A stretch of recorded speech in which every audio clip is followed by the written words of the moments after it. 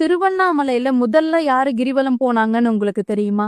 சிவபெருமானோட கண்களை விளையாட்டா பார்வதி தேவி மூட உலகமே இருளால சூழ்ந்து அனைத்து ஜீவராசிகளும் துன்பப்பட நேர்ந்தது. இதனால பார்வதிக்கு தோஷம் உண்டாகுது. தோஷம் நீங்க திருவண்ணாமலைக்கு வந்த பார்வதி தவம் இருக்காங்க. பார்வதியோட தவத்தில் மகிழ்ந்த சிவபெருமான் அவருக்கு காட்சி கொடுத்து உனக்கு என்ன வரம் வேணும்னு கேக்குறாரு. உங்களை விட்டு எப்போதும் பிரியாமல் இருக்க உங்க உடல்ல சரிபகுதி வேணும்னு கேக்குறாங்க பார்வதி. அதற்கு நீ என்னை சுற்றி வர வேண்டும்னு சொல்றாரு சிவபெருமான். பார்வதி அதை ஏற்று திருவண்ணாமலையில சிவனே மலையாக இருப்பதால மலையை சுற்றி வர தொடங்குறாங்க. நேரண்ணாமலைக்கு அருகில ரிஷப வாகனத்திலும் ஈசான்ய லிங்கத்துக்கு அருகில ஒளிவடிவத்திலும் ஆசிர்வதித்து தன் உடல்ல சரிபகுதியை கொடுத்து அர்த்தநாரீஸ்வரரா காட்சி கொடுக்கிறாரு சிவபெருமான்.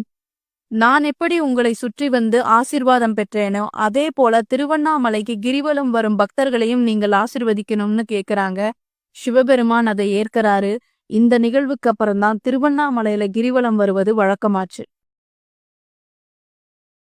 Download ShareChat.